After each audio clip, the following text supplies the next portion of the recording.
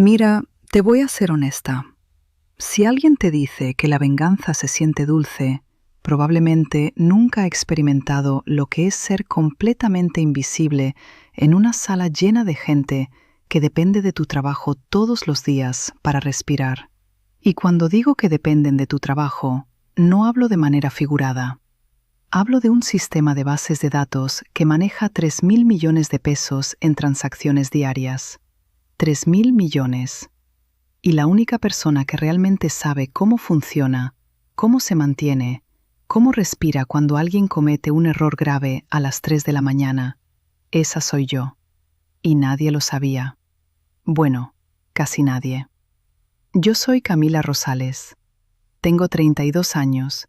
Llevo 11 trabajando en tecnología y aproximadamente 8 de esos años estudiando, construyendo y afinando la arquitectura de infraestructura de datos para una empresa mediana que se convirtió en un gigante. El tipo de empresa que comenzó en una oficina pequeña y que ahora tiene sucursales en 6 ciudades mexicanas. Soluciones financieras, gestión de nóminas, procesamiento de pagos electrónicos, cosas que requieren precisión y confiabilidad absolutas. Trabajo como contratista. Eso es importante porque es el detalle que la mayoría de las personas, incluyendo a mi jefe directo, parecía olvidar constantemente. Contratista significa que no tengo contrato indefinido. Contratista significa que mi relación laboral tiene un término.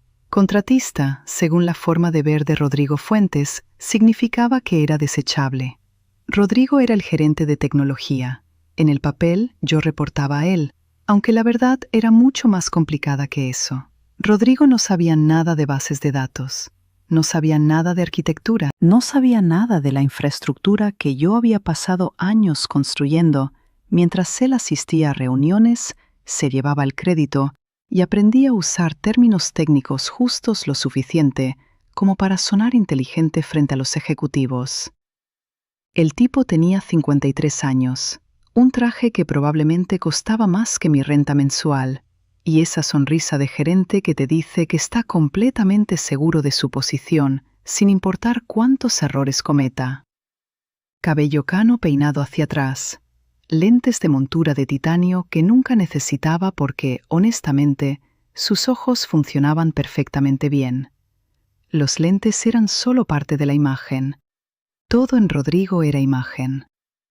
Mi lugar de trabajo estaba en la avenida Paseo de la Reforma, en un edificio que tocaba el cielo de la Ciudad de México, el piso 28 para ser específica. Desde mi escritorio, que estaba al final de un pasillo lleno de paneles acústicos grises y luces LED frías, podía ver hacia el norte si me levantaba y me estiraba. Rara vez me levantaba. Pasaba la mayor parte del tiempo mirando pantallas. El cuarto de servidores quedaba 2 pisos arriba. Era mi segundo hogar, honestamente. Cuartos refrigerados a 16 grados Celsius. Racks ordenados en formaciones perfectas. Cables de colores organizados por función. Redundancia en cada aspecto. Respaldos que se ejecutaban cada 6 horas. Replicación en tiempo real de datos hacia 3 centros de datos regionales. Alertas que disparaban en mi teléfono a las 3 de la mañana, porque alguien había iniciado una migración sin autorización, o porque un nodo se había caído, o porque los patrones de acceso mostraban algo anómalo. Esos alertas eran mi responsabilidad, incluso cuando estaba durmiendo, incluso cuando estaba enferma, incluso cuando estaba en vacaciones, y Rodrigo le decía a los clientes que él estaba supervisando personalmente la infraestructura. El sistema que construí era lo que permitía que la empresa operara. No es una exageración. Sin él, sin esa arquitectura que pasé años perfeccionando, sin los procesos de recuperación ante desastres que documenté obsesivamente, sin los tokens de acceso que únicamente yo podía generar porque eran específicos de mi contrato y mis permisos, nada funcionaba. Ni un solo centavo se movía sin pasar por alguna parte de lo que yo había diseñado. Pero aquí está la cosa que nadie parecía entender. Era invisible. Trabajaba en las sombras. Cuando todo funcionaba perfectamente, nadie me veía. Cuando las cosas fallaban, yo aparecía como un fantasma que arreglaba los problemas a las 3 de la mañana y luego volvía a desaparecer. Rodrigo, por el contrario, aparecía en las reuniones de ejecutivos con diapositivas que hablaban sobre nuestros progresos en infraestructura y la solidez de nuestros sistemas. Nuestros. Como si él hubiera hecho algo más que aprobar mis reportes. El salario que recibía era adecuado, 65,000 pesos mensuales. Eso es más de lo que ganaban muchos desarrolladores junior, así que no puedo quejarme de pobreza. Pero si comparábamos con lo que alguien en mi posición habría ganado si fuera empleado permanente, si tuviera beneficios, si tuviera seguridad, estaba ganando quizás el 60% de lo que debería. Rodrigo ganaba más del doble de lo que yo ganaba, y su trabajo era aprobar mis reportes. Esto fue aceptable durante años, porque me gustaba mi trabajo. Me gustaba el reto de mantener todo funcionando. Me gustaba la sensación de ser la mejor en algo. Me gustaba saber que si la empresa podía procesar nóminas para 4.000 empleados cada 2 semanas sin errores, era porque yo había construido un sistema lo suficientemente robusto como para resistir casi cualquier cosa. Pero la tolerancia tiene un límite. Y el límite comenzó a aproximarse hace aproximadamente 6 meses. Fue en una reunión con clientes importantes. Telecom Horizonte, uno de los clientes más grandes de la empresa. Ellos procesaban pagos para distribuidores de servicios en toda la región norte de México. Millones de pesos pasando todos los días por nuestros sistemas. El director de operaciones de Telecom Horizonte, un señor llamado Alejandro Vega, estaba visitando nuestras oficinas. Alejandro era la clase de persona que no toleraba excusas. Él quería saber exactamente cómo manejábamos la seguridad de sus datos, cuál era nuestro tiempo de recuperación ante desastres, cómo protegíamos contra ataques cibernéticos. Rodrigo, con toda naturalidad, reunió a su equipo. Yo fui incluida como especialista técnica, aunque mi puesto en la jerarquía visible era vago. Nos sentamos en la sala de conferencias del piso 28, con vista a la ciudad, proyectores mostrando diagramas que yo había creado. Rodrigo comenzó a hablar. Explicó nuestros sistemas de redundancia, habló sobre nuestros protocolos de seguridad, usó palabras como arquitectura distribuida y análisis de riesgos y cumplimiento normativo. Todo correcto. Todo lo que yo había documentado, todo lo que yo había implementado. Alejandro escuchaba, asentía, pero preguntaba detalles específicos. ¿Cuáles eran las ventanas de mantenimiento exactas? ¿Cómo funcionaban los tokens de acceso? ¿Quién tenía permisos para modificar configuraciones críticas? ¿Cuál era el proceso si necesitaba recuperar datos de hace 2 semanas específicamente? Rodrigo comenzó a titubear. Miró sus notas, que no contenían respuestas a esas preguntas, porque nunca las había necesitado. Luego, sin mirarme, dice: «Bueno, esos detalles los maneja el equipo técnico. Yo superviso desde la perspectiva estratégica». Alejandro lo miró, como si le hubiera crecido una segunda cabeza. «¿El equipo técnico?», preguntó. «¿Quién específicamente?». Y aquí es donde sucedió. Rodrigo extendió su mano hacia mí, casi como si estuviera presentando un objeto en una tienda, y dice: «Ella es solo una contratista, realiza la implementación básica. Esas son tareas más de mantenimiento que de estrategia». Solo una contratista. Yo estaba mirando la pantalla que proyectaba el diagrama de la arquitectura que yo había diseñado. Un diagrama hermoso, por cierto, con colores bien elegidos, con cada componente etiquetado claramente, con el flujo de datos representado exactamente como fluía. Ese diagrama era un trabajo de arte. Ese diagrama era 3 años de diseño iterativo, de pruebas, de ajustes. Ese diagrama era mío. «Implementación básica», escuché a Rodrigo decir, y sentí algo extraño en el pecho.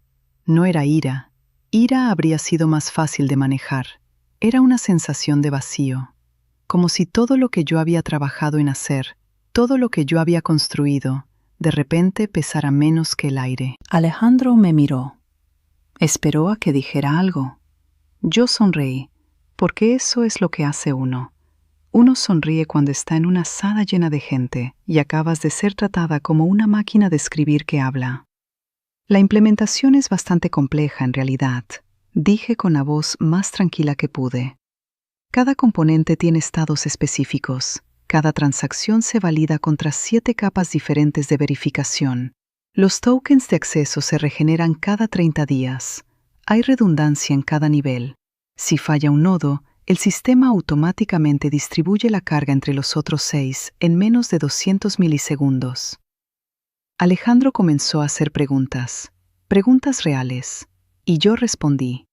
Cada pregunta, con precisión, con datos, con la seguridad de alguien que no solo había leído sobre esto en un documento, sino que lo vivía cada segundo de cada día.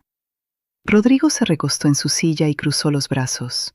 Cuando terminó la reunión, Alejandro me pidió mi correo para mantenerse en contacto. Dijo cosas como impresionante y gracias por los detalles. Rodrigo no dijo nada. Solo me miró como si le hubiera quitado algo que era suyo. Ese fue el momento. No ese momento en el que sucedió algo dramático, sino el momento en que me di cuenta de que el sistema había estado tratándome de forma fundamentalmente injusta todo ese tiempo, y que nadie en posición de poder estaba dispuesto a arreglarlo. Ni Rodrigo, que estaba demasiado ocupado protegiéndose, ni los recursos humanos, que probablemente estaban en el mismo piso, pero a los que nunca se les había ocurrido pensar en mí porque, oficialmente, yo no era empleada. Ni los ejecutivos, porque mientras los números siguieran siendo positivos, ¿por qué les importaría? Esa noche, en mi departamento en la colonia Santa María la Ribera, me senté con una taza de café que se enfrió mientras pensaba.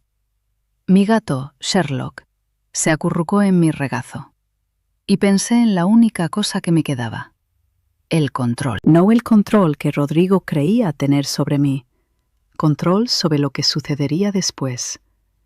Los siguientes 3 meses fueron lo que yo llamaría la decadencia controlada de nuestra relación laboral. Rodrigo no se comportaba diferente en público, pero yo podía sentir la frialdad. Cuando me veía en los pasillos, su saludo era más breve. En las reuniones de equipo, cuando yo sugería algo, él lo descartaba rápidamente y luego, una semana después, lo implementaba como si fuera suya la idea. Sucedió con un protocolo de validación de datos que propuse en agosto. Sucedió nuevamente con una optimización de índices en la base de datos que mencioné en septiembre. Sucedió una tercera vez con un sistema de alertas mejorado en octubre.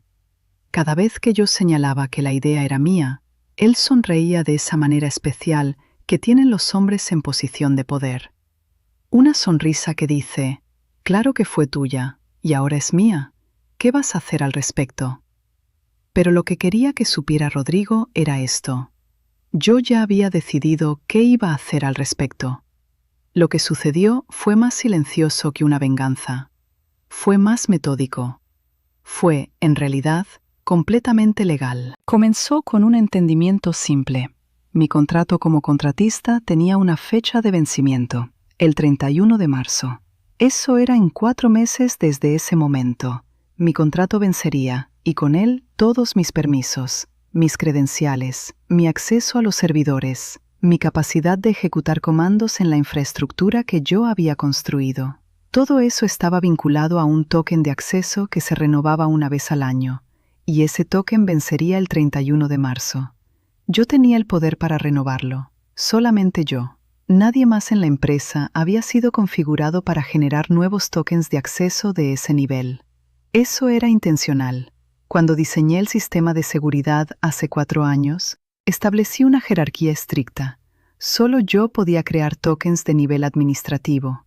Solo yo podía modificar permisos de acceso a nivel de base de datos. Solo yo podía generar credenciales para los centros de datos de respaldo. Esta era una medida de seguridad. Si alguien robaba credenciales genéricas, el daño estaba limitado. Si alguien se comía un sándwich y dejaba la contraseña escrita en una servilleta, solo comprometían un nivel específico del sistema. Pero los permisos administrativos, los tokens de confianza absoluta, esos eran imposibles de comprometer porque solo existían en mi máquina, en un archivo encriptado que únicamente yo podía acceder. Ingenio de mi parte, en retrospectiva.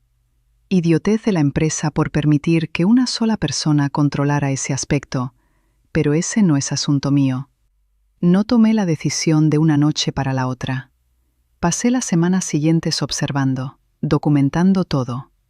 Documentar es lo que hacen las personas inteligentes cuando saben que algo va a suceder. Tomé screenshots de las reuniones donde Rodrigo se atribuía el crédito de mi trabajo.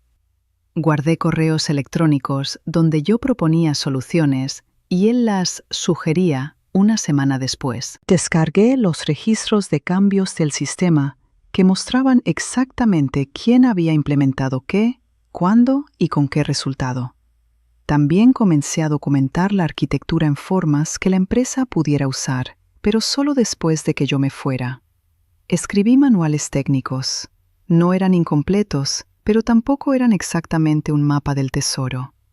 Eran el tipo de documentación que un equipo técnico competente podría seguir si tuviera algo de experiencia, pero sin esa experiencia serían principalmente papel bonito. Mi colega más cercana en el equipo era Fernanda Ríos. Fernanda era una desarrolladora extraordinaria. Trabajaba con lenguajes de programación, interfaces de usuario, la parte visible del sistema. Ella no sabía mucho de infraestructura porque nunca fue su responsabilidad.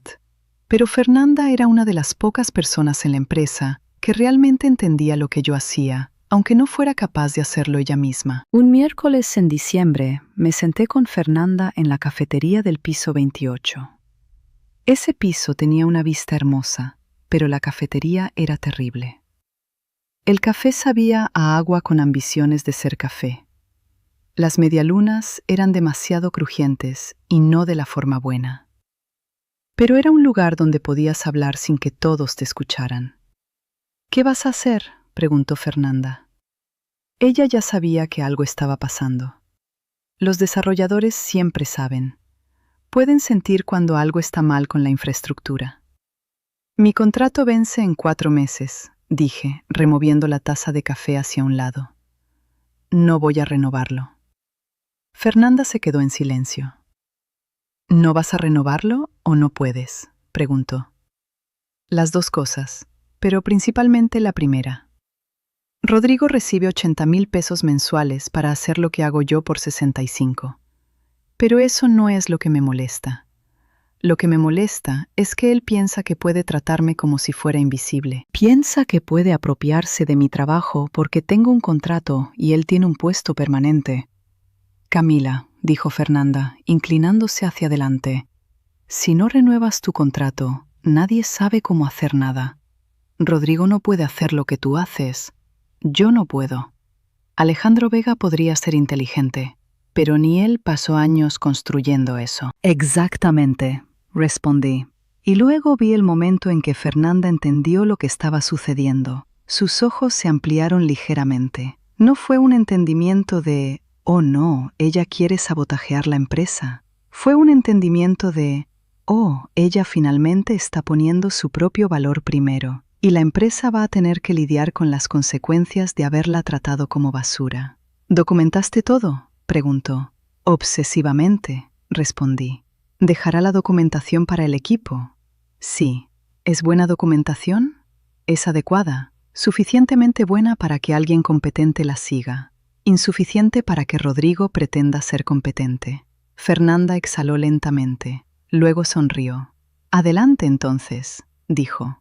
La Navidad pasó. Año Nuevo pasó. Enero llegó como un susurro frío. La empresa estaba en modo de crecimiento. Teníamos 2 nuevos clientes, las ganancias iban bien, y Rodrigo estaba más irritable que nunca porque Alejandro Vega, de Telecom Horizonte, seguía pidiéndome consejo directamente en lugar de pasar por él. En febrero, Una semana antes del Día de Muertos corporativo que ocurre cada febrero, recuerda que esto es México y celebramos cosas de formas extrañas. Rodrigo me llamó a una reunión en su oficina. Su oficina era lo opuesto a donde yo trabajaba.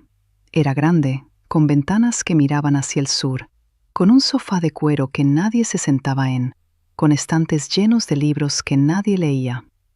Rodrigo se sentaba detrás de un escritorio de madera oscura que costaba más que mi automóvil. Todo en esa habitación estaba diseñado para decirte, soy importante. Camila, dijo, sin invitarme a sentarme, necesitamos hablar sobre tu contrato. El corazón se me aceleró, pero mi cara permaneció tranquila. Por supuesto, respondí. Tu contrato vence en 2 meses. La empresa está considerando si renew o no. Como sabes, contratistas hay muchos, consultores hay muchos, pero los buenos son difíciles de encontrar. Así que estamos considerando qué tan valioso eres realmente. Y honestamente, no vemos que justifiques 65,000 al mes, especialmente considerando que muchas de tus funciones podrían ser automatizadas o delegadas. Lo escuché sin parpadear. ¿Eso significa que no me van a renovar?, pregunté. Significa que, si queremos renovarte, el salario sería diferente, probablemente algo más como 50,000, con las responsabilidades reducidas. Transferirías mucho de lo que haces a personal permanente de la empresa.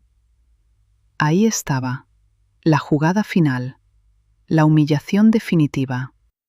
Rodrigo estaba tratando de bajar mi salario mientras se hacía cargo de mis responsabilidades, supuestamente para que él pudiera apropiarse de mi trabajo legalmente, supuestamente para que yo fuera más fácil de controlar. Entiendo, dije. ¿Entiendes?, preguntó, sorprendido. Probablemente esperaba que protestara, que suplicara, que intentara negociar. Sí, déjame pensarlo. Bien, necesito una respuesta antes del final de mes. Salí de su oficina. Mis manos temblaban, pero no de ira, de claridad. La decisión estaba tomada. En realidad, ya había sido tomada meses atrás, pero Rodrigo acababa de confirmar que era la correcta. No iba a renovar mi contrato. Punto final. Pero no lo haría de forma desordenada. No presentaría mi renuncia. No causaría un drama. Lo que haría era dejar que el contrato simplemente venciera. Y cuando venciera, mis credenciales expirarían automáticamente. El 31 de marzo, a las 23:59:59, mi acceso al sistema se deshabilitaría. No había nada que Rodrigo pudiera hacer para renovarlo, porque nadie más sabía cómo generaría nuevos tokens de acceso. Eso requería conocimiento de los archivos encriptados en mi máquina. Eso requería una máquina específica. Eso requería a alguien como yo. Y para el 31 de marzo, yo sería historia. Lo que sucedería después de eso, bueno, eso era asunto de Rodrigo y la empresa, no mío. Pasé las siguientes semanas en una paz extraña. Continué mi trabajo normalmente. Respondí tickets de soporte, monitoreé los sistemas, ejecuté mis habituales tareas de mantenimiento. Hablé con Alejandro Vega cuando me contactó, lo cual sucedió varias veces. Me comporté exactamente como siempre, porque nadie sabía que esto iba a suceder. El 25 de marzo, envié un correo electrónico a Recursos Humanos. Estimados, he decidido no renovar mi contrato al vencer el 31 de marzo. He documentado todos los procesos y sistemas para la transición. Gracias por la oportunidad. Atentamente, Camila. Corto, simple, profesional, sin dramatismo. Rodrigo recibió una copia del correo. Lo sé porque vino a buscarme a mi escritorio. ¿Qué es esto?, preguntó, su cara roja. Una notificación de que no voy a renovar, respondí. ¿Así simplemente? ¿Sin siquiera intentar negociar? ¿Hay algo que negociar?, pregunté. Tu oferta fue 50,000 con responsabilidades reducidas. He decidido que no es lo que quiero. ¿Sabes lo que pasará si te vas?, preguntó. No, realmente no, respondí, pero creo que estás a punto de descubrirlo. El 31 de marzo fue un viernes. Trabajé desde temprano. Verificé los sistemas una última vez. Todo estaba funcionando perfectamente. Los respaldos estaban sincronizados. Los servidores estaban sanos. Las alertas estaban configuradas correctamente. Todo iba a estar bien, por ahora. A las 5:47 de la tarde, entré a mi máquina local. Abrí el archivo que contenía los tokens de acceso. Miré el token administrativo que vencería en poco más de 12 minutos. Podía extenderlo con un clic. Podía darme a mí misma un año más de acceso. Podía permanecer invisible, segura, controlando todo desde las sombras. En su lugar, hice nada. A las 23:59:59, el sistema revocó automáticamente mis permisos. Mis credenciales fueron marcadas como expiradas. La puerta que me había llevado dentro del sistema se cerró. Y cuando cerró, se llevó toda la capacidad que cualquiera tuviera para acceder a los administradores genuinos. No había contraseña de respaldo. No había cuenta maestra. No había cuenta de administrador por defecto. Había diseñado el sistema de forma muy inteligente como para permitir eso. Me cerré sesión. Apagué mi máquina. Me puse mi abrigo. Miré mi escritorio por última vez y me fui a casa. El lunes 2 de abril llegó de la forma que llega cualquier lunes después de un fin de semana largo. Con gente cansada, café frío y la esperanza de que nada terrible hubiera sucedido. Nada terrible había sucedido. Todavía. Rodrigo no fue a trabajar el lunes. Llamó reportando que estaba enfermo. Probablemente estaba en pánico, pero lo disfrazaba de gripe. Fernanda me lo contó cuando nos encontramos en la cafetería después de que oficialmente ya no trabajaba ahí. Recibió la confirmación de Recursos Humanos de que tu contrato vence hoy, dijo.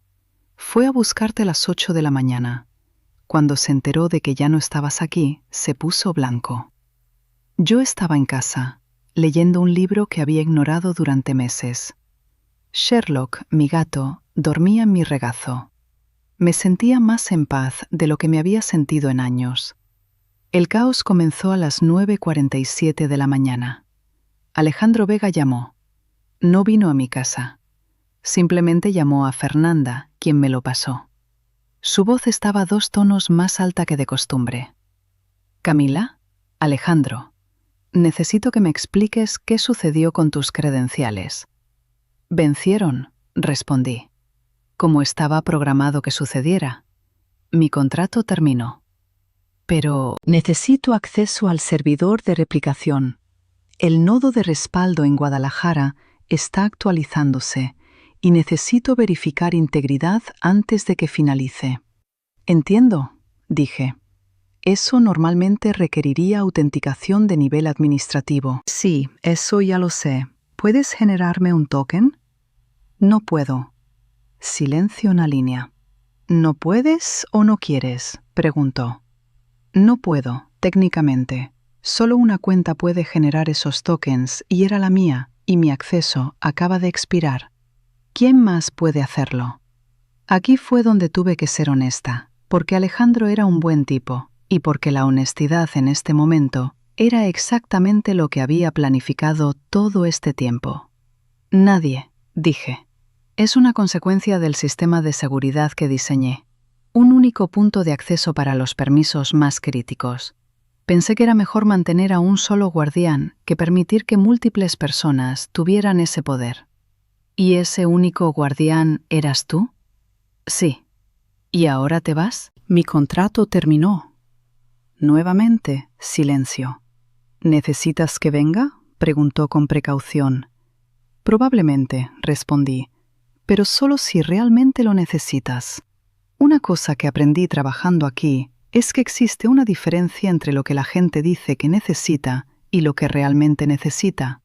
El sistema está funcionando. Mientras esté funcionando, técnicamente está todo bien. Alejandro apareció en mi departamento a las 2 de la tarde. Yo vivo en un lugar bonito pero modesto, en la colonia Nápoles. Nada que sugiera que acabo de dejar un trabajo.